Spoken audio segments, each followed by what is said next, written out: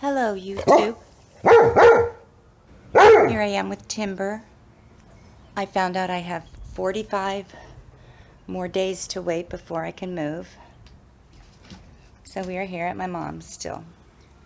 So I'm here in San Diego for another 43 more days, and I have been able to get out a little bit on the weekends here, and I went to Mission Trails, and I decided to, and I'll show you the pictures from Mission Trails, and I decided to do a search for Bigfoot sightings in San Diego or in San Diego County, and I found some interesting stories, and I thought maybe I would share them with you because I love to hear about Bigfoot stories. And I think everybody should do a search for Bigfoot in their city, and you never know, you might be living in a Bigfoot hotspot. So what we have to do is look for the side trail to the left. On my trip to Mission Hills, I saw the San Diego River, and I saw some wild turtles, it's always very exciting for me to see animals in the wild. I want to cross the river.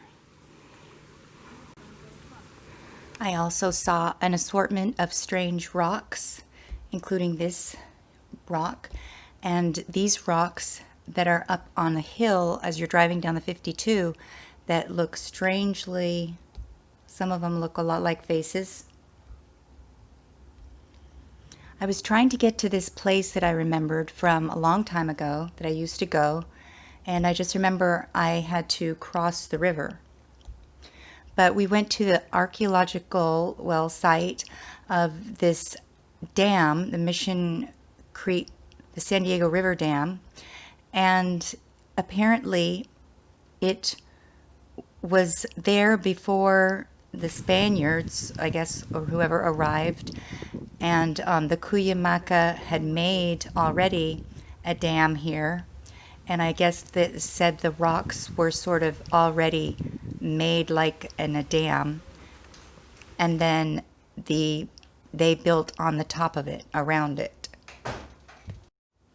You can see the inside of the bridge where the Cuyamaca had made their dam, and then they just came in and did their thing all over the top of it, which is very common. And so also noticed that the San Diego River was coming to kind of a trickle at this dam area, and then it gets to a place where it's just like stagnant water, and then, you know, there's the part where it's completely dried up.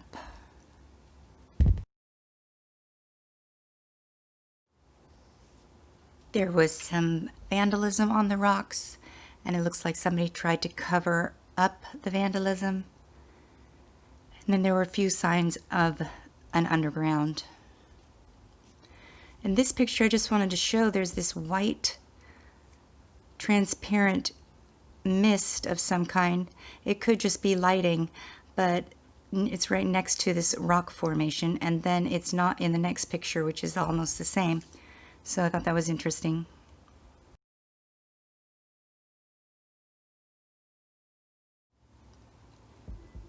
As far as I'm concerned, anywhere that mountain lions can exist, or bears, or wolves, or top predators, I feel like it's possible Bigfoot could also live in these areas.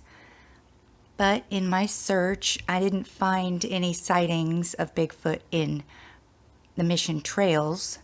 However, there are quite a few sightings in the surrounding areas. Okay, this is San Diego, and this is Mission Trails.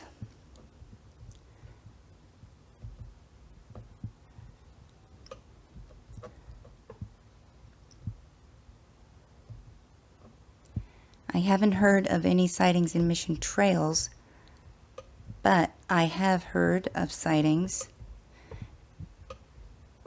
in Hamuel, and in Otay, Tecate Peak,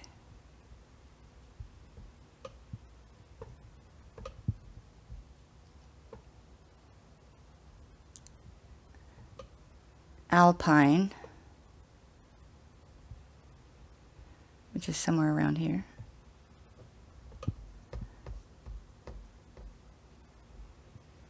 Alpine, somewhere down 8 east. Oh, and then the Mount Laguna area, meaning this area. Alpine is somewhere around here.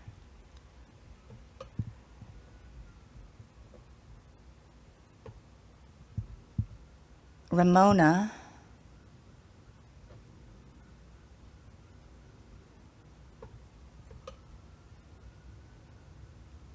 Ramona is right over here. Oh, and Julian too. They are in clusters of the same areas, though. Where there's one sighting, there's usually more. And then definitely in Warner Springs, Palomar Mountain,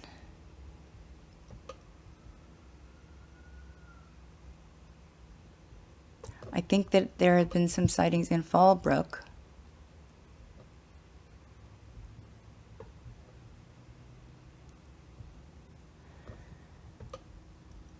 And of course, Hemet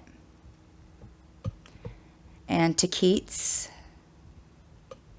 Peak in the San Jacinto Mountains, and then, you know, all over San Bernardino as well. And then over here in Joshua Tree, you have the Yucca Man. And here's the Salton Sea that I love. And here is Anza Borrego, which there have been a lot of sightings of the Anza Borrego Sandman. So he is near, there's Alpine, right here. He's very near to San Diego, but it doesn't look like he gets into this area that they do.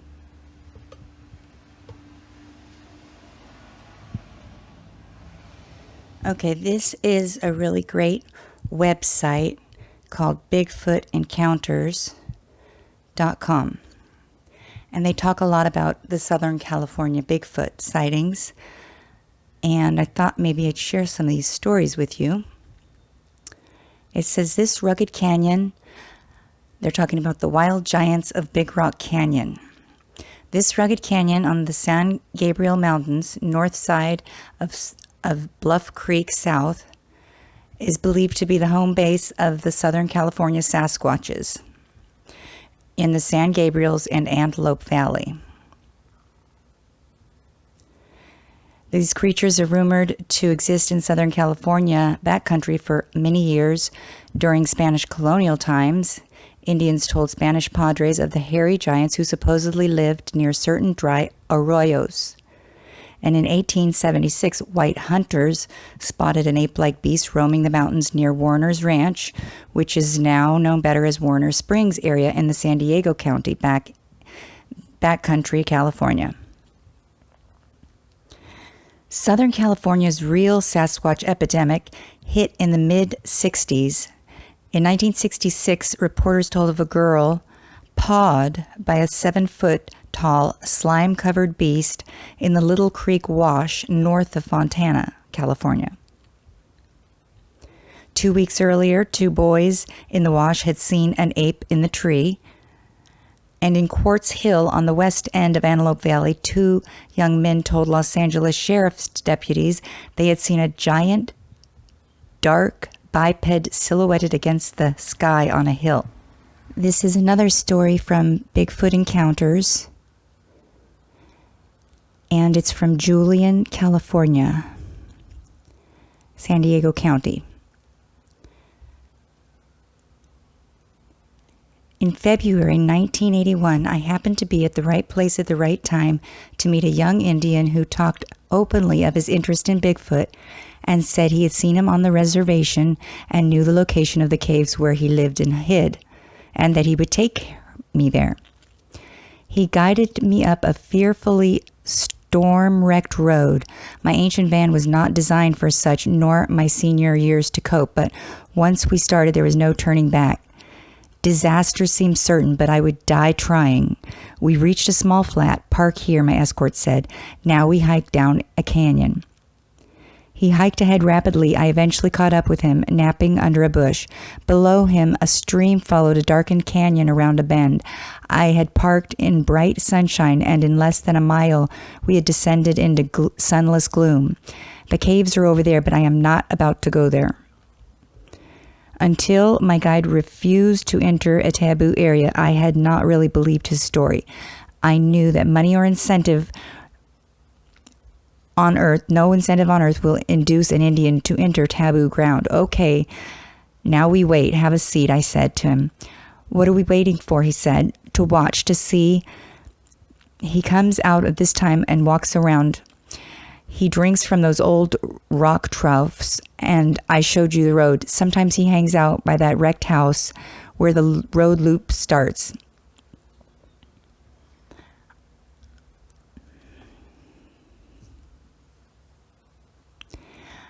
I told him no, but that I was not about to drive back the road in the dark. We hiked back to my van, completely concealed in the brush, until you reached the road. It was dusk when I drove out of the reservation. After a week of heavy storms eased up, I sought out my Indian escort. Unlike before, he was neither friendly nor talkative. Briefly, I was told, my people are complaining. Our tribal spokesman is very displeased. You will not be welcome to return with or without your friends, and trespassers risk being shot. So I backed down for a while, but I was not out. For 3 months, I planned a return trip. A friend obtained permission from a well-known Indian to drive up the mountain and take pictures, to stay on the road and not wander around the reservation. I had studied the map well, with a certain hunch compelled me to request we reverse our destination. After a steep turn, we were blocked, but good, by a heavy pickup in the road parked next to a bulldozer. In front stood 5 Indians, shoulder to shoulder, spanning the road with their backs to us. Looks like we have trouble.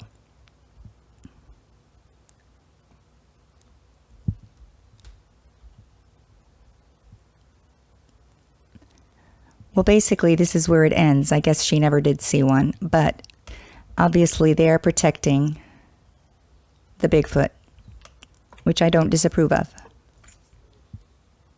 Another interesting case I found of Bigfoot in the San Diego area is a case in Ramona, which is right here. And this is, again, from BigfootEncounters.com.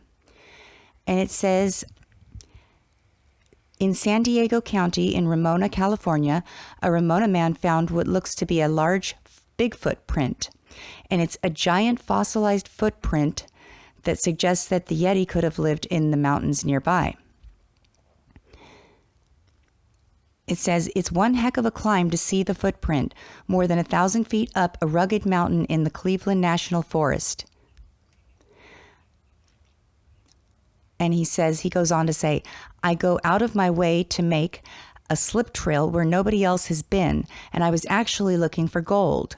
That was back in February, but instead of finding gold on Gower's Mountain, Snyder found a huge, giant fossilized footprint. At least it looks like one, embedded in solid granite.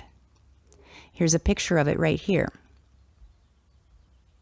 The footprint was found in what becomes a creek bed during the rainy season. It looks as though something big crossed the creek a long time ago, leaving its footprint behind. It's very interesting to notice that sometimes there seems to be evidence that rock and granite was actually soft. And that could explain how some of the ancient stone sites, the stones look like they were smushed together. And there's also other footprints, giant footprints all over the world made in stone. And this one is right in Ramona. It says you can actually go to see the footprint if you're prepared to walk an hour and a half, and that's only if you know where you're going. And that's in Ramona, California.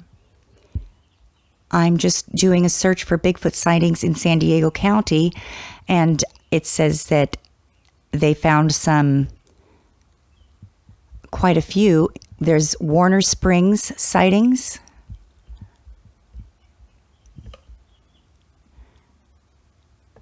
Alpine sightings, Otay River sightings, near the Viejas Casino sightings, Julian, and of course, Anza Borrego, more in Alpine, Borrego Badlands, and Camp Pendleton. So they may not be in the Mission Trails area, but they are in the surrounding wilderness, just outside of San Diego. Well, that was my look at the Mission Trails hike that I did, and I'm going to be going to the Santee boulders soon, and I'll post those pictures. Those are going to be amazing boulders, strange shapes and stuff. And I just wanted to show you that there are Bigfoot in almost every county. So I think you should do a Bigfoot search for sightings in your neck of the woods and see what you come up with, because you never know, you might live in a Bigfoot hotspot. All right, thanks for watching, and stay tuned again for my continued explorations of the San Diego County wilderness areas until I get to my new home in Hemet. And that'll be in about 40 days.